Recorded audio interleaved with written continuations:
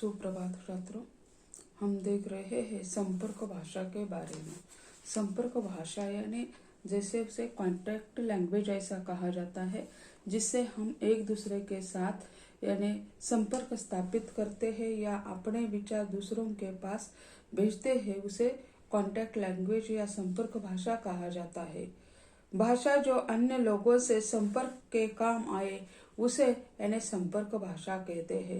यानी दूसरों के साथ हम अपने विचार यानी शेयर करते हैं या अपने विचार दूसरों के सामने व्यक्त करते हैं, उसे संपर्क भाषा कहते हैं। हिंदी धीरे धीरे भारत की संपर्क भाषा बनती जा रही है।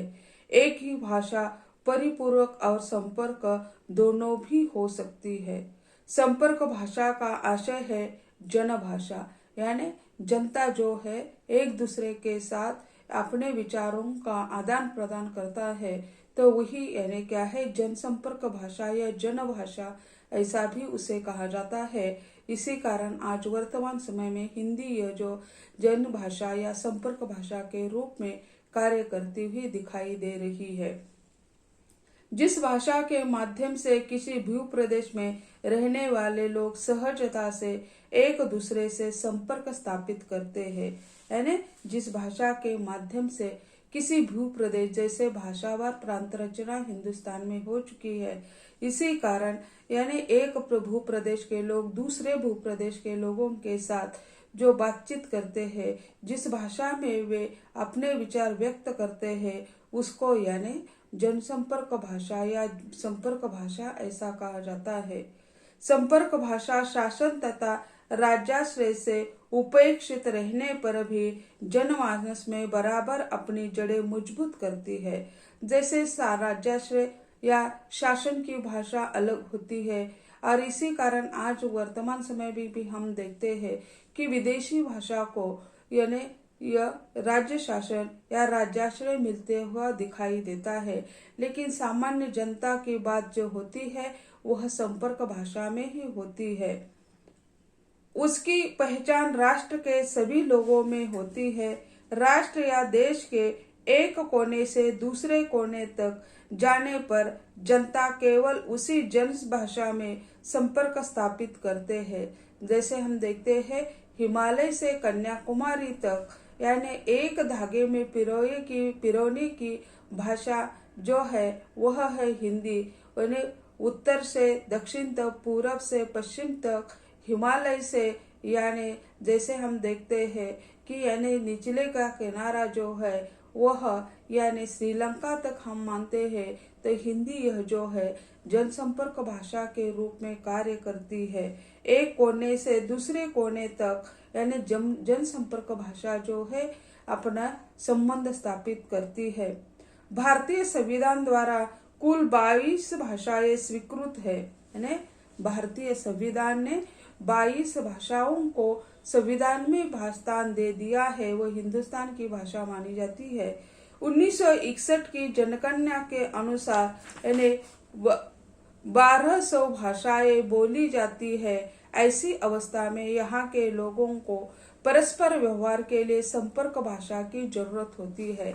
1961 में यानी जनगणना हुई, उसी समय 1200 भाषाएं हिंदुस्तान में बोलते हुए दिखाई देते हैं। तो यह 1200 भाषाएं लोग बोलेंगे तो एक दूसरों के साथ संपर्क कैसे स्थापित करेंगे। इसीलिए संपर्क भाषा के रूप में ये हिंदी जो है आज काम करती हुई दिखाई देती है। भारत जैसे विशाल देश में प्राचीन काल में मध्य देश की भाषा संपर्क भाषा के रूप में शीर्षस्थ रही है। यानी जैसे भारत यह विशाल देश है, अनेक राज्य है, ऐसे मध्य देश की जो भाषा है वो संपर्क भाषा के रूप में कार्य करती हुई दिखाई देती है। मध्य देश में हिंदी बड़े पैमाने पर बोली जाती है। उसकी अनेक बोलियां है, किंतु उसमें परस्पर बोधगम्यता जरूर है। हिंदी की 18 बोलियां मानी जाती है और 18 बोलियां है, लेकिन वह इतनी परस्पर भिन्न नहीं है कि यानी राजस्थानी बोलने वाला गुजराती न समझे। तो ऐसे उसमें यानी कोई न कोई संबंध उसमें है। इसी कारण 18 बोलियां भी उसके लिए हिंदी के लिए पूरक है। प्राचीन काल में शंकराचार्य ने अपनी मलयालम भाषा छोड़कर संस्कृत भाषा को अपनाया।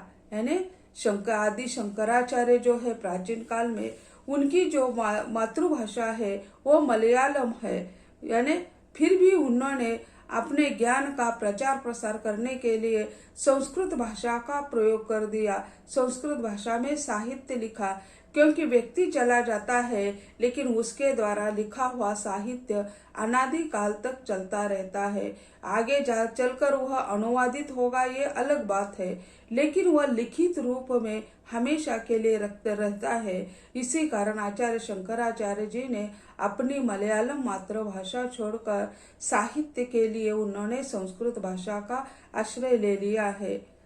बौद्ध काल में भगवान गौतम बुद्ध ने उपदेश के लिए जनभाषा को संपर्क भाषा के रूप में अपनाया। यानी बौद्ध काल में गौतम बुद्ध जी ने जो उपदेश के लिए जनभाषा जो थी उस जनभाषा को ही उन्होंने स्वीकार लिया है, जो उसी समय मध्य देश की पाली भाषा थी। यानी उसी समय यानी गौतम बुद्ध के समय जो भाषा जनभाषा थी वो पाली थी। संस्कृत, पाली, शौरसेनी, प्राकृत, नागर, अपभ्रंश और कालांतर में पश्चिमी हिंदी राष्ट्र की संपर्क भाषा के रूप में विकसित हुई। यानी हिंदी के जैसे रूप हम देखते हैं, संस्कृत है, पाली है, शौरसेनी है, प्राकृत है, नागर है और अंतिम रूप जो है अपभ्रंश, और अपभ्रंश से ये हिंदी की निर्मित हुई है। और फिर यानी पश्चिमी हिंदी जो कहते हैं वह राष्ट्र के लिए जनसंपर्क भाषा के रूप में कार्य करती हुई दिखाई देती है। महात्मा गांधी जी ने अपनी मातृभाषा गुजराती को छोड़कर हिंदी को पूरे देश की राष्ट्रभाषा या संपर्क भाषा बनाने के लिए प्रोत्साहन दे दिया है। यानी आदि शंकराचार्य जी की मलयालम भाषा थी, उसी को छोड़कर उन्हें साहित्य के लिए संस्कृत को अपनाया। उसी तरह महात्मा गांधी जी ने स्वतंत्रता प्राप्ति के समय अपनी मातृभाषा जो गुजराती है उसी को छोड़कर उन्होंने पूरे देश के लिए राष्ट्रभाषा और संपर्क भाषा के रूप में हिंदी को अपनाने का कार्य कर दिया है। बंगाल के उच्च कोटि के साहित्यकार बाबू बंकिम चंद्र चटर्जी भी हिंदी को ही भारत की राष्ट्रभाषा मानन रूप में मानते थे। यानी बंकिम चंद्र चटर्जी जो है तो उन्होंने भी यानी बंगाली, उनकी मातृभाषा बंगाली है, फिर भी उन्होंने यानी राष्ट्रभाषा के रूप में वे हिंदी को अपनाते हैं। हिंदी भाषा के विकास काल का सूक्ष्मता के साथ अध्ययन किया जाए तो यह स्पष्ट होता है कि प्राचीन काल, मध्यकाल और ब्रिटिश काल में जनभाषा ही संपर्क भाषा के रूप में प्रतिष्ठित रही है। यानी हिंदी का विकास काल हम देखते हैं, प्राचीन काल हो, मध्यकाल हो और यह ब्रिटिश काल यानी आधुनिक काल के नाम से 1850 के बाद का जो काल है वो आधुनिक काल के नाम से पहचाना जाता है। तो उसी समय जनभाषा ही संपर्क भाषा के रूप में प्रतिष्ठित होती हुई दिखाई देती है। उत्तर से दक्षिण और पूर्व से पश्चिम तक समस्त भारत में केवल हिंदी ही ऐसी भाषा है जिसे बोलने या समझने वाले आसानी से मिलते हैं। पूर्व से पश्चिम तक, दक्षिण से उत्तर तक कहाँ भी हम चले जाए, लेकिन वहाँ यानी हिंदी में बोलते हुए या हिंदी की जो 18 बोलियां है वो बोलते हुए लोग हमें सहजता से मिलते हैं। इसलिए हिंदी को ही संपर्क भाषा की मान्यता प्राप्त हुई है। तो लोग सहजता से अपने विचारों को व्यक्त करते हैं हिंदी में, इसी कारण उसे संपर्क भाषा का रूप प्राप्त हो चुका है। 7वीं सदी में सिद्धों, नाथों, संतों ने भक्ति का प्रचार प्रसार करने के लिए हिंदी को ही अपनाया था। यानी 7वीं शताब्दी में उसी समय यानी सिद्ध थे, नवनाथ थे और संतों ने भक्ति संप्रदाय के लिए, जैसे कबीर मानते हैं, मीराबाई मानते हैं या विठल संप्रदाय या जैसे हम देखते हैं कृष्ण संप्रदाय, वल्लभाचार्य जी का संप्रदाय हो, तो उन सभी लोगों ने हिंदी को ही भक्ति के प्रचार प्रसार के लिए अपनाया है। इसी कारण यानी भक्ति काल में भी हिंदी का प्रचुर मात्रा में प्रयोग हो चुका है। स्वाधीन भारत के प्रथम प्रधानमंत्री जवाहरलाल नेहरू ने भी कहा था कि एक राज्य से दूसरे राज्य को पत्र व्यवहार अथवा बोलचाल के लिए एक ही भाषा का प्रयोग करना अपेक्षित है, और वह भाषा कौन सी है, तो हिंदी भाषा में ही यह पत्र व्यवहार करना चाहिए। हिंदी भाषा ही उपयुक्त और उचित संपर्क भाषा बन सकती है। तो यानी उन्हें हिंदी आती है या नहीं है यह बात अलग है, लेकिन उसी समय उन्होंने कानून के आधार पर कहा था एक राज्य दूसरे राज्य से अगर कोई पत्र लिखता है तो वह हिंदी भाषा का ही प्रयोग करे, और वह हिंदी भाषा यानी जनसंपर्क भाषा के रूप में यानी प्रयोग होती हुई दिखाई देती है। आज राजभाषा राष्ट्रभाषा के रूप में हिंदी के सामने कई समस्याएं हैं, मगर जनभाषा संपर्क भाषा के रूप में वह जनमानस के हृदय तक पहुंच चुकी है। जो कोई कानूनी बात है तो वह कानूनी बात कानून पर रहती है, कानून तो भाषा नहीं बनता है। तो जनता ही उस भाषा को प्रयोग करती है, उसमें अपना व्यवहार चलाती है, तो वह जनता के आधार पर कानून तो थोप नहीं सकते हैं।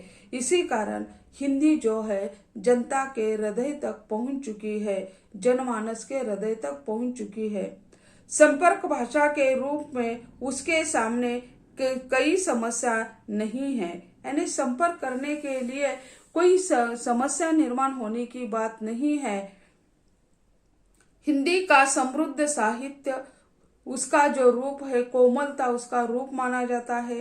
हिंदी फिल्म भूमंडलीकरण के व्यापार की भाषा बन गई है। आज पूरे भारत में संपर्क भाषा के रूप में हिंदी ही कार्यरत रही है। जैसे आज हम देखते हैं उसका साहित्य यानी प्रचंड है, प्रचुर मात्रा में उपलब्ध है, और उसकी जो महत्वपूर्ण विशेषता जो है हिंदी में कोमलता है, मृदु शब्द है, कठिन शब्दों को त्याग दिया जाता है। इसी कारण और उसमें गेयता भी है, और हृदय को छूने वाली बात हिंदी के द्वारा स्पष्ट हो जाती है। इसी कारण कोमलता है, और हिंदी फिल्म ने भी हिंदी के विकास के लिए काफी प्रयोग यानी सहायता की है। आज जैसे हम देखते हैं हिंदी फिल्म जगत में यानी अनेक मशहूर जो नायक है उन्होंने काम कर दिया है और हिंदी के विकास के लिए हाथ लगाया है। और भूमंडलीकरण के कारण जैसे हम देखते हैं कि यानी अंतर्राष्ट्रीय व्यापार जो है वो खुल गया, और इसी कारण अगर हमारा सामान कहीं यही बेचना है, जनमानस तक पहुंचना है, तो वहाँ के लोगों को हमारे बात समझ में आ जाए। इसीलिए भूमंडलीकरण की दुनिया में व्यापार के लिए हिंदी का प्रयोग किया जा रहा है, और पूरे भारत में आज यानी हिंदी कार्यरत रही है जनसंपर्क भाषा के रूप में। मध्य देश की भाषा हिंदी अपने हजारों वर्षों की अनवरत यात्रा में आगे बढ़ते बढ़ते विकास के चरम उत्कर्ष तक पहुंच गई है। हिंदी जो है यानी हजारों वर्षों की उनकी अनवरत यात्रा है। यानी जैसे हम मानते हैं खड़ी बोली हिंदी के रूप में वह 19वीं सदी में आई, लेकिन उसके पहले उसकी बोलियां जो है अवधी है, ब्रज है, तो यह तो उनकी बोलियां कार्य करती ही थी। इसी कारण जैसे आधुनिक आदि काल से हम देखते हैं तो वहां से वह विकसित होती होती आज तक आ गई है, और इसी तक यानी आज वह उत्कर्ष यानी विकास के चरम उत्कर्ष तक पहुंच चुकी है।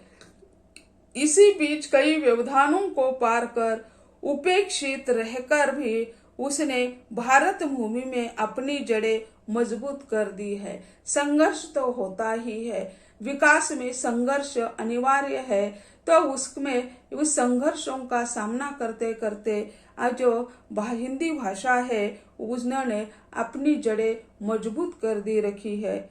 उसने आज राष्ट्रभाषा, राजभाषा और संपर्क भाषा के रूप में अपनी पहचान बना दी है। तो हिंदी ने राजभाषा, राष्ट्रभाषा और संपर्क भाषा के रूप में अपनी पहचान बना दी है।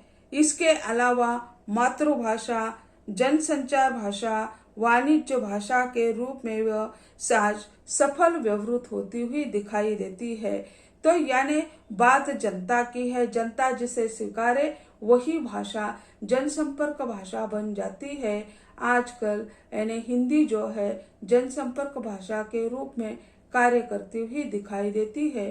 तो छात्रों, आज हम यही कहते हैं। धन्यवाद।